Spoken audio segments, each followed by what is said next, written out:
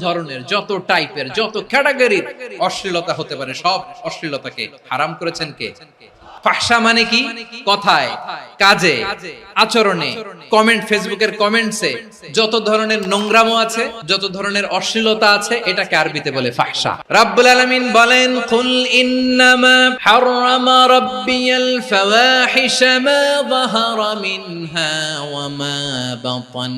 ও নবী, আপনি বলে দেন, আমার রব প্রকাশ্য অপ্রকাশ্য, স্পষ্ট কিংবা অস্পষ্ট, দৃশ্যমান কিংবা অদৃশ্যমান সব অশ্লীলতাকে হারাম করেছেন। সব ধরনের অশ্লীলতা হারাম। এবার বলেন, আমাদের সমাজে অশ্লীলতা আছে না নাই? অশ্লীলতা নানা ভাবে, নানা নামে, নানা মোড়কে আমাদের সমাজে আছে না নাই?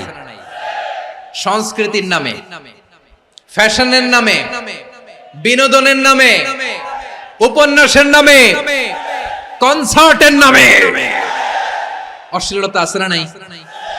আপনি দেখেছেন কনসার্ট গুলোর অবস্থা? আমাদের তরুণ তরুণীরা, আমাদের যুবক যুবতীরা, আমাদের জেনজিরা, কি অবস্থা ওইখানে!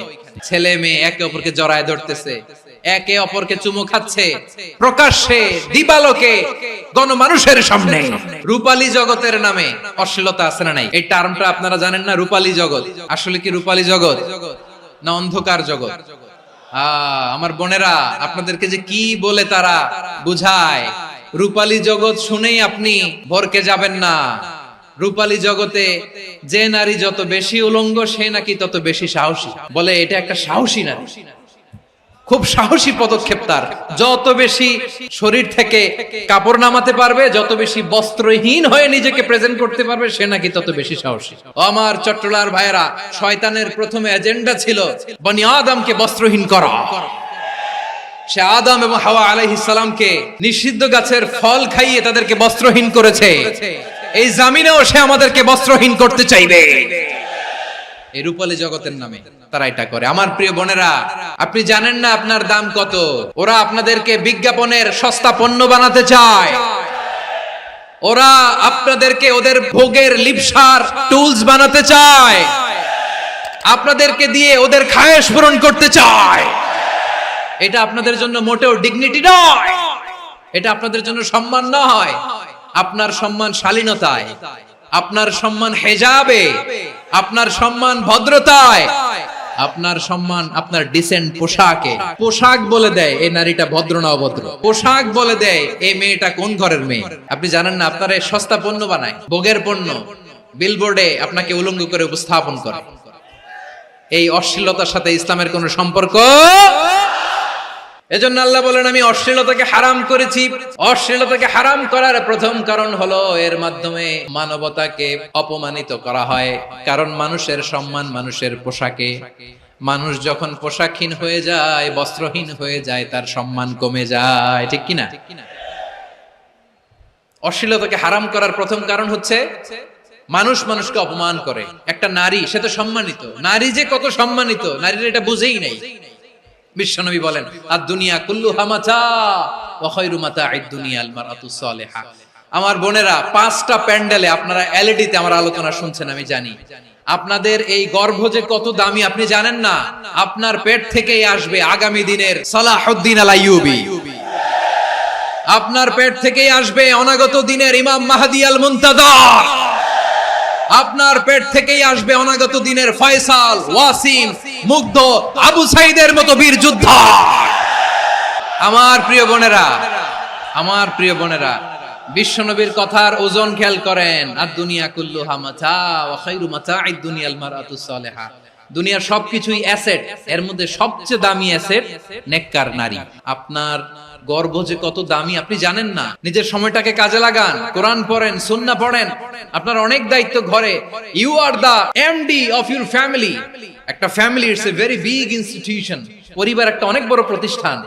and you are the MD of your institution. আপনি এই পরিবারের MD, managing director of your family. এখানে আপনার কত দায়িত্ব। আপনি ছেলেমেয়েদেরকে তারবিয়া করবেন।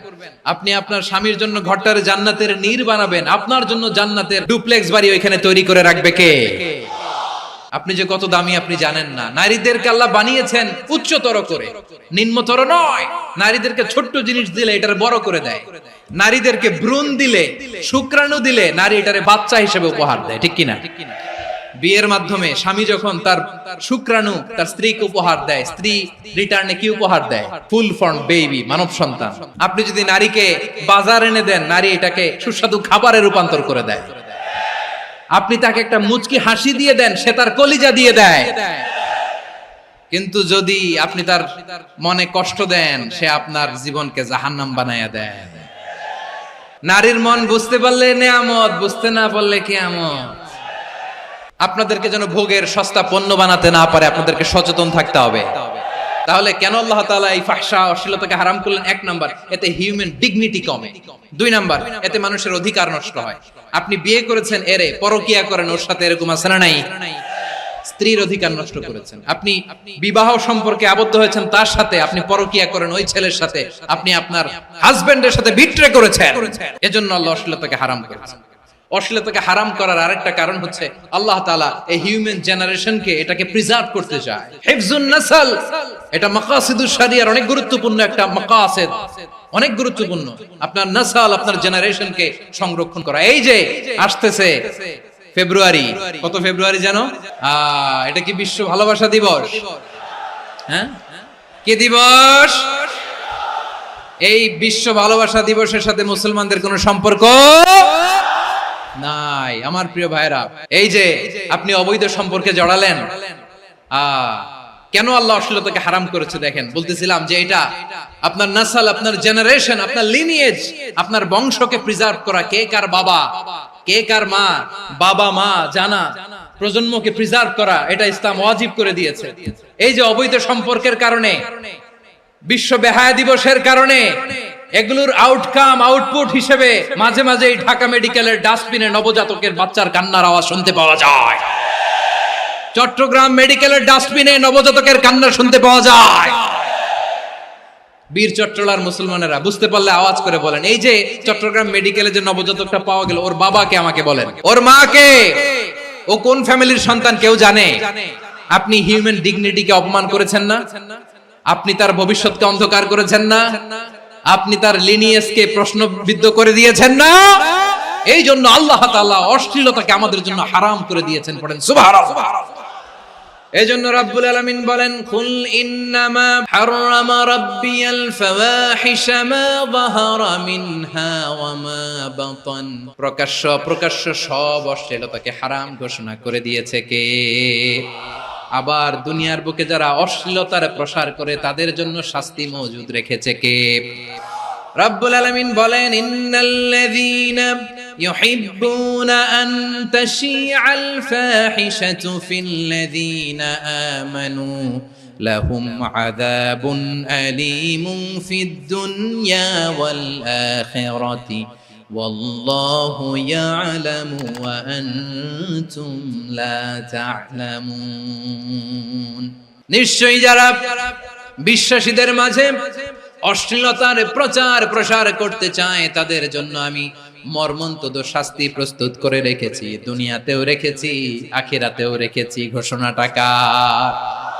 যারাই নাটকের নামে, সিনেমার নামে, রূপালী জগতের নামে, মুভির নামে, ওটিটি প্ল্যাটফর্মের নামে আমার সমাজে অশ্লীলতা ছড়াতে চায় তাদের জন্য কঠিন মর্মন্তুদ শাস্তি মজুদ রেখে দিয়েছে কে?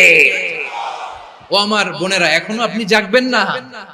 এখনো আপনার চিন্তার দুয়ারে এখনো নাড়া পড়ে নাই? ওরা আপনাকে উলঙ্গ বানাতে চায়, ওরা আপনাকে আইটেম গার্ল বানাতে চায়। এজন্য ইসলাম অশ্লীলতাকে হারাম করেছে। হারাম। ইসলাম বলেছে যোজন যোজন দূরে থাকো, ওরা বলে না কাছে আসো, কাছে আসার গল্প, ক্লোজ আপ ওয়ান, কাছে আসার গল্প আছে না নাই? তাহলে অশ্লীলতার সাথে আমাদের কোনো সম্পর্ক? আমরা এই সমস্ত ক্লোজ আপ ওয়ান, কাছে আসার গল্পের প্রোগ্রামে যাব? আমরা কোন ধরনের অশ্লীল কন্টেন্ট সোশ্যাল মিডিয়ায়, টিভিতে দেখব?